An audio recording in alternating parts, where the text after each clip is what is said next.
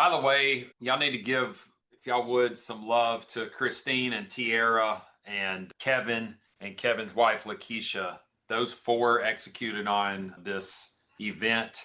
I just got to show up and yeah, I was impressed. The swag bags, everything that got put together, they did a fantastic job. But I think the caliber of the room that we're in is getting better over time. I think it's good to be transparent about that, to see that trajectory, because a rising tide lifts all ships or something like that. Yeah. So I feel that happening right before my eyes, and I hope others see it too, man. Yeah, sure. I had some jobs that I bid on about 6 months ago, and we won them all. So I'm very happy about that. Another bottleneck that we just encountered this week, the gal that I hired tried to promote to work in the office part-time and field part-time and trying to move her into a more management type role. She told us the other day she hated it, so we pulled her out of it, and now we just starting to look for a way to automate it and take that off of everyone's plate. Went down the rabbit hole buying a business about a year and a half ago, decided on restoration just because I thought home services was really strong, and I wasn't going to go get my master license in HVAC or plumbing or anything. And it's just cool to see guys doing stuff like that, and knowing that there's guys in the group that have been through stuff like this, and you guys know what it takes. So look, I'll take you back. Like, our success as entrepreneurs is a journey. It's unfolded and it's unpacked over a long period of time. When we win, it's usually because we're playing chess, not checkers. And I'm okay with the long game. In fact, not only am I okay with the long game, but I embrace the long game. I embrace that delayed gratification. Closed mouths don't get fed, right? He gave my business a B minus. He said, Ricardo, I think you're doing really good things. I think profitability is solid, but you're just not large enough. And SFP Advisors is willing to help you, but I need you to have 10 drop stores and 5 times more trucks on the road.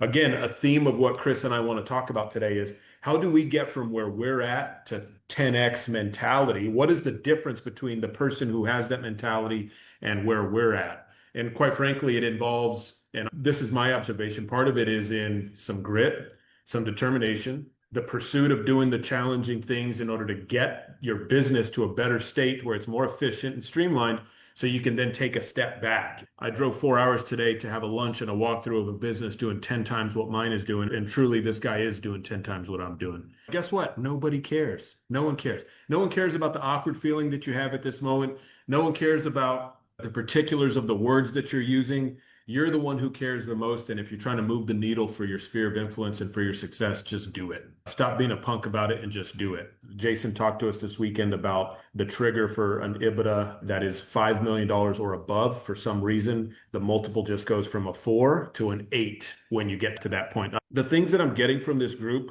Boardroom Elite, our in-person events, is showing me some stuff that I never knew before that is changing the game for me as an entrepreneur. And a lot of folks don't realize what is the most important bottleneck that's keeping them from moving forward in rapid growth. And you have to start thinking differently. And we've all heard it before in the circles of business, is 10X is easier than 2X. And it's because it makes you think differently and it stops making you rely on yourself.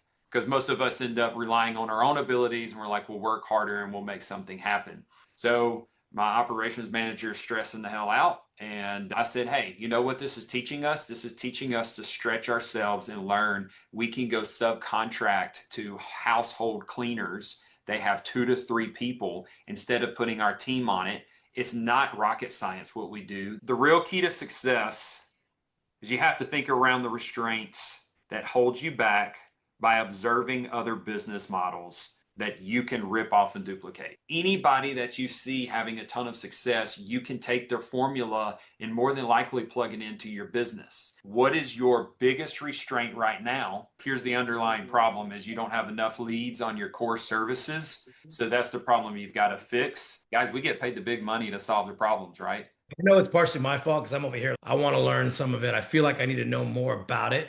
But at the end of the day, it's like, Ryan, shut up, stay in your lane. You don't. You have a blue collar business on the left, trades-based business that is going to trade at 2 to a 4 multiple. And then you have SaaS or software platform on the right that is trading at a 10 to 12 multiple. He said, what if these two have a baby? That baby is now going to trade at a 6, 7, or an 8 multiple. My response to them is the same thing what you tell your clients. If you're a painter and a client says, I could just paint it myself, right?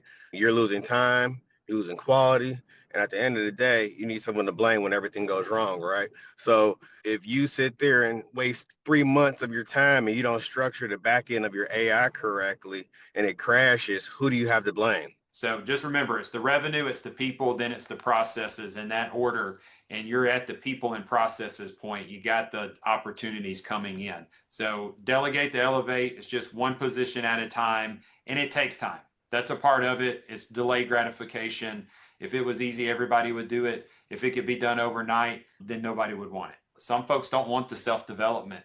And you're in a room right now where we're all craving self-development. We're all craving the education to learn more. And that's why we're moving at such a fast pace, because we're absorbing information so rapidly, and then we're implementing as much as we can, as quick as we can. It's tough though, man. There will be bodies. Kevin made a post about there will be bodies, and 100%. And you have to just not feel like a bad person. And I have to get very factual in my head and not emotional when it comes to that, and remind myself the business and everyone else in the business suffers when I leave someone that can't grow with the company in the company. So I have to be the leader that lets them go so the rest of the business and the people attached to this brand can keep growing. Otherwise, we all suffer because of one person's transgressions.